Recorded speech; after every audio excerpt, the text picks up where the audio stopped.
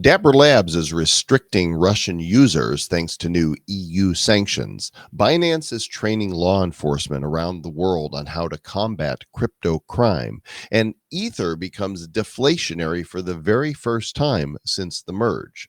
Whales are dumping USDC. Tether is now backed by T-bills, and the ongoing Celcius saga continues. Whales aren't the only ones dumping. Travis is just getting back from a trip from the restroom.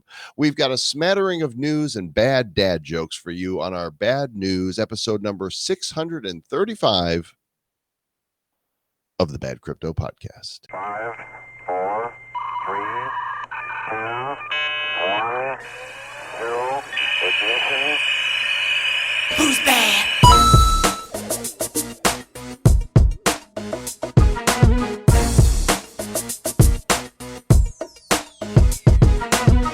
And welcome to the Bad Crypto Podcast, the show for the crypto curious and the crypto serious. I am Joel Comm, and if you're watching the video version, you'll know that that's true because my name is appearing right under me, and that is Sir Lord Travis Wright.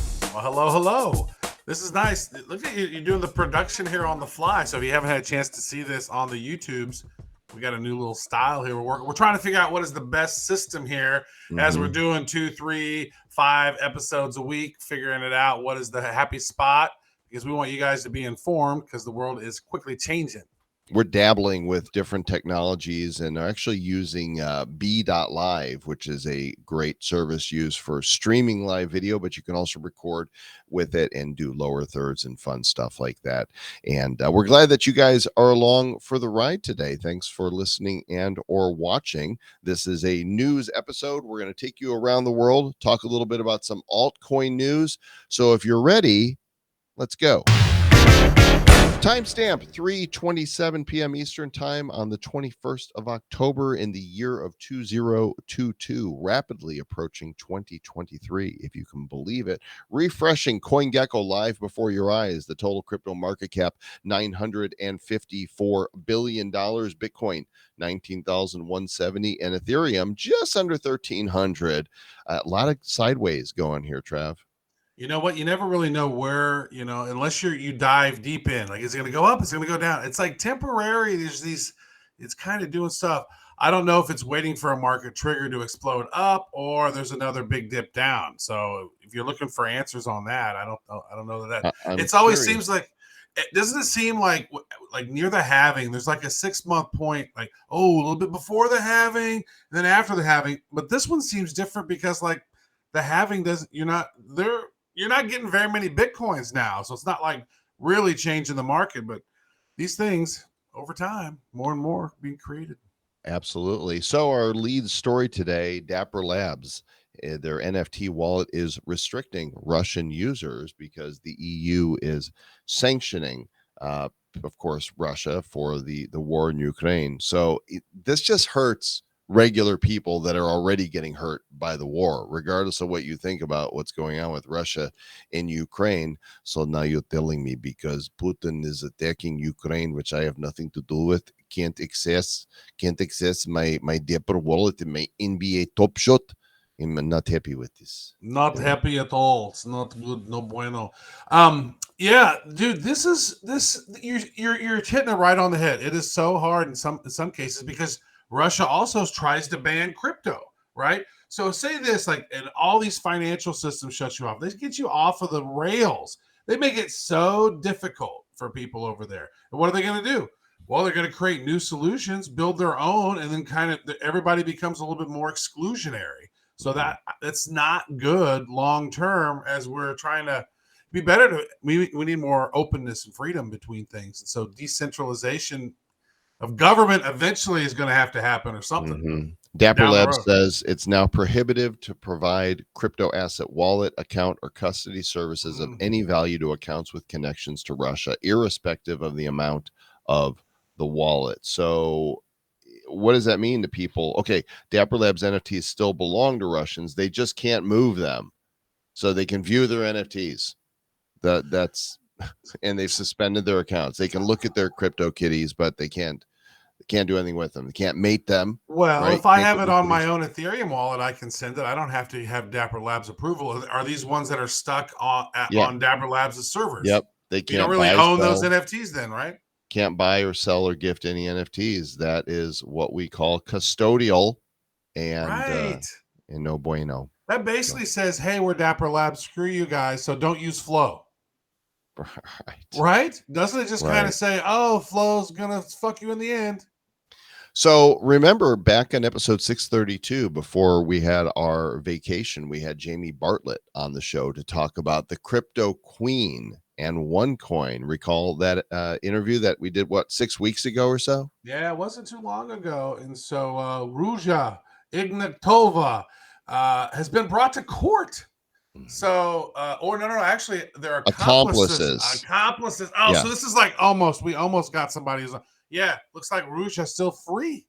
Yeah. Wow. So a Munich lawyer who worked for her is alleged to have transferred almost $20 million to the Cayman Islands on her behalf to buy 2 apartments in London. The other 2 defendants are a husband and wife accused of handling $314 million worth of OneCoin customers' money. So they're trying to get to her by getting to those that were associated with her.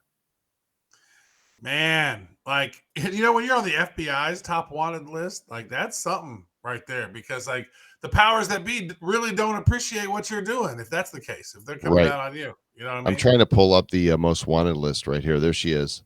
There she is. Wow, right there. Crypto Queen, Ignatova. most wanted. Oh wow, I wonder what she looks like now. When we actually see her again after she's gotten busted, she's gonna look totally different. Like some massive amounts of plastic surgery, probably different color hair, probably blonde, or you know what I mean, just much shorter, and like her facial features. If you got a couple $1 billion in crypto during crypto summer, like imagine what the kind of resources that person has to sway opinions. For sure. But I'll tell you what, if you spot her, $100,000 reward for information leading to her arrest. So 5 Bitcoins, essentially. Yeah, there you go. Speaking of crime, Binance is being very proactive, and they are training law enforcement around the world to help combat crypto crime. They've got a team that they've hired that is supposed to teach enforcement agencies how crypto works and how criminals steal this allegedly untraceable and anonymous currency. Mm-hmm.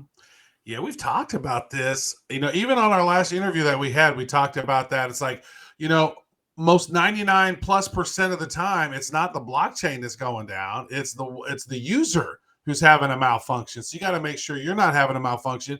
And if there are people out there who are doing nefarious things, they need to be dealt with. Like, so I don't know much about what Binance is doing here, but I bet they're like, come on, let's get it right.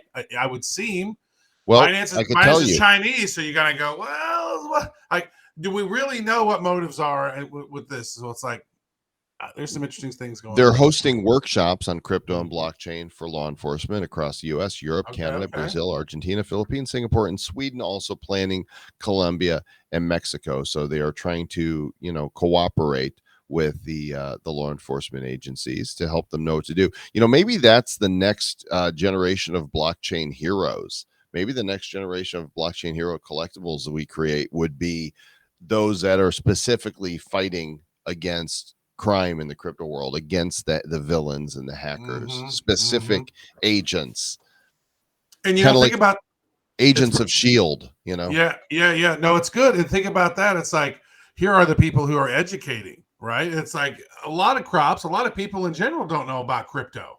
Right. So it's nice to be able to come and say, hey, here are the basics of crypto, like you need to know. Like maybe our first 10, 15 episodes of Bad Crypto really set out to, hey, let's teach you about this as we're learning about this, and we'll explain it and go do your own research.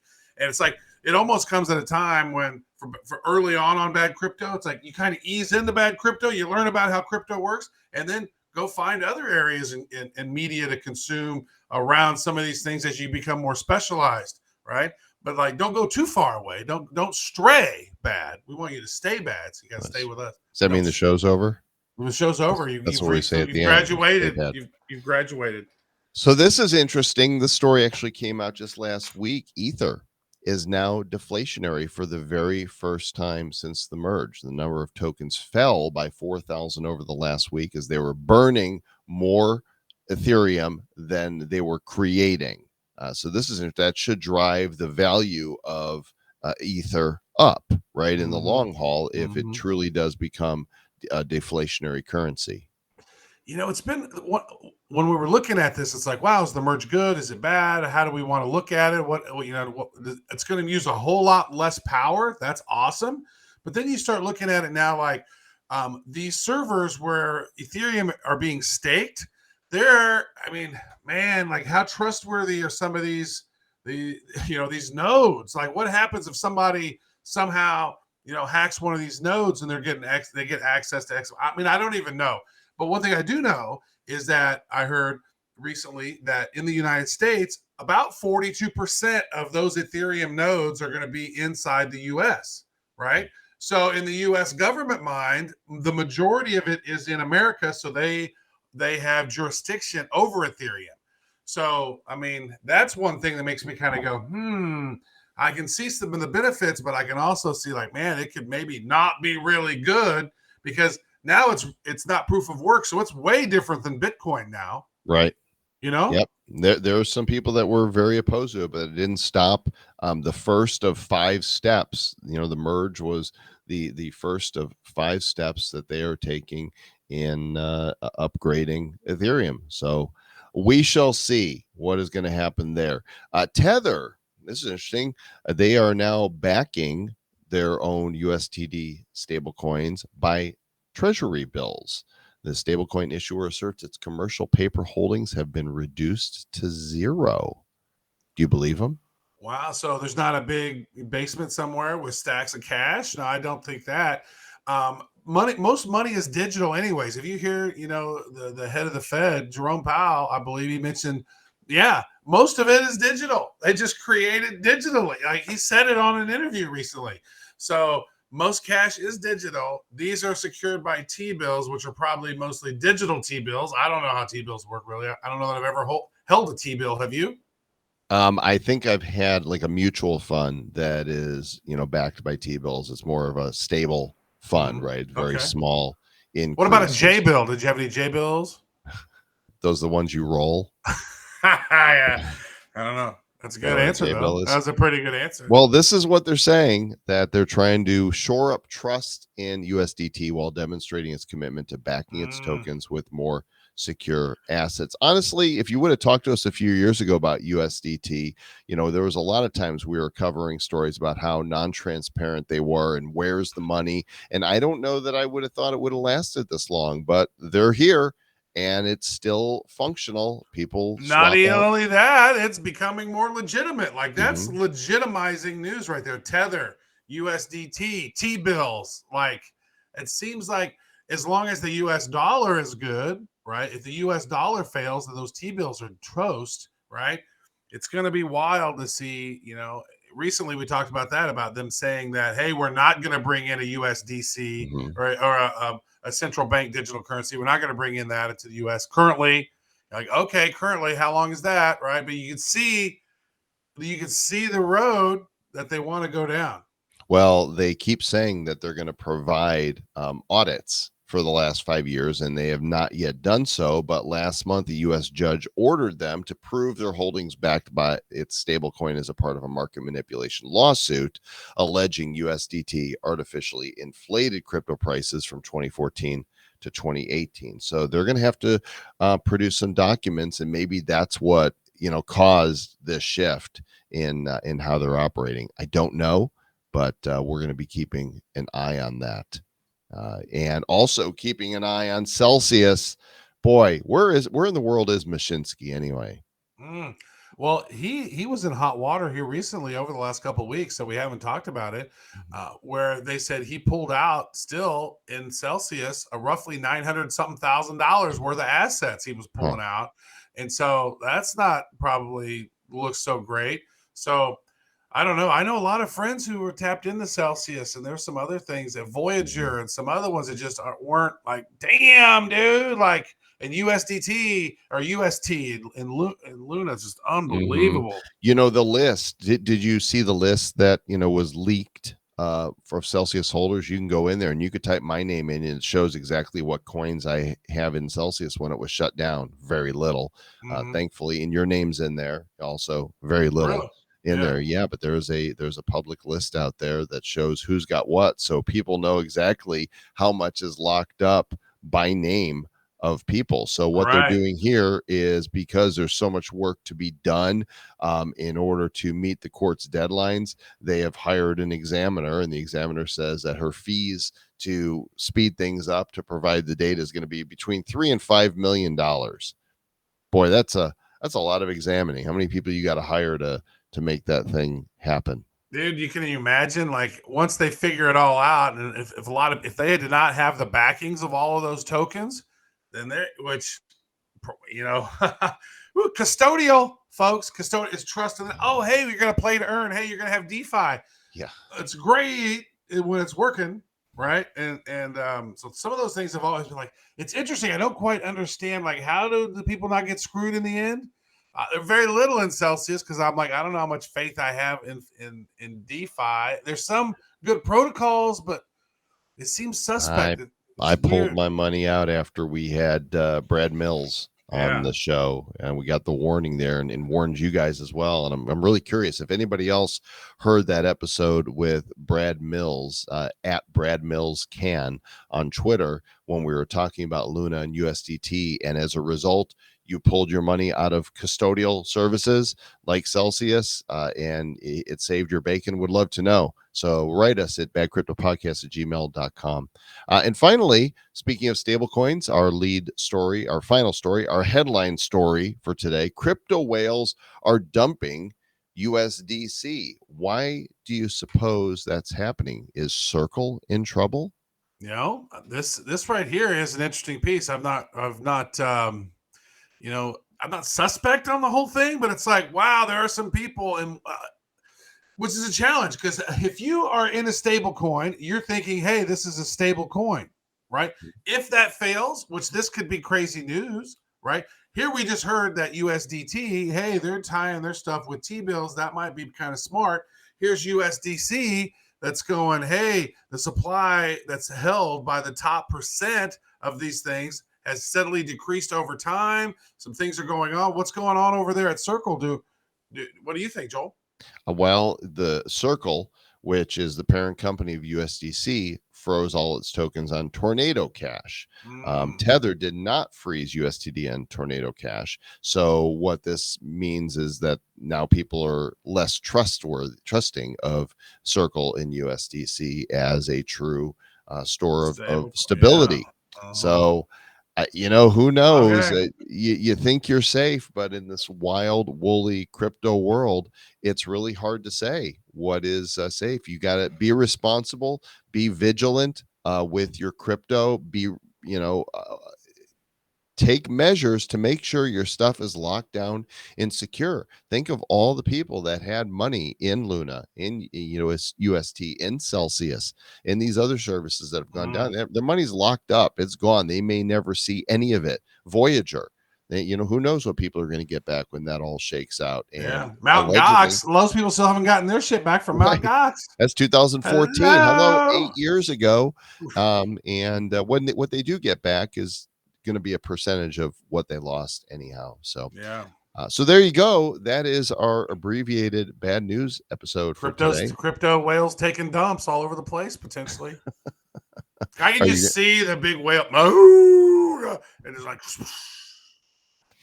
Thanks for watching and or listening. Make sure you review. Head to iTunes or wherever you do listen to us. And we appreciate 5 stars because, look, we'll make cow eyes at you and pouty lips just to say we really need your 5 stars. And otherwise, we're going to send a whale to dump on your lawn. We give you corn jokes. We give you adequate amount of news and adequate amount of things that you can do your own research on, right? We're not going to definitively ever say, hey, this is what we think you need to think. We're going to say, hey, here's some things to think about. If I wanted to know what I should think, I would listen to the mainstream media because that's all they do is tell us what we should think. That is good. You need to outsource your thinking. The only thing that we're going to tell you to think is to stay bad.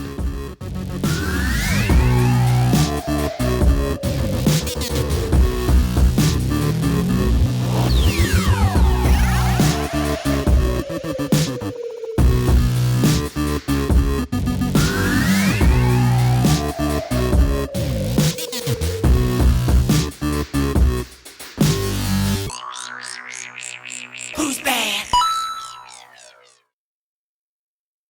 The Bad Crypto Podcast is a production of Bad Crypto LLC. The content of the show, the videos, and the website is provided for educational, informational, and entertainment purposes only. It's not intended to be and does not constitute financial, investment, or trading advice of any kind. You shouldn't make any decisions as to finances, investing, trading, or anything else based on this information without undertaking independent due diligence and consultation with a professional financial advisor.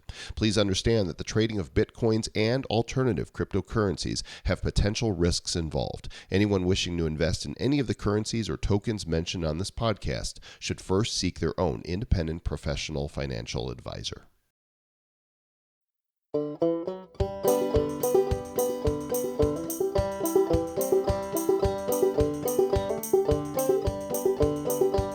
Come lend me your ears, girls and boys, about those magic little kernels of joy. Versatile in the kitchen, every day I'm wishing for that plant that we love so much more than soy. Yes, it's corn, syrup or oil, grind or pop it, grilled or boiled. Yes, it's corn, eat it today.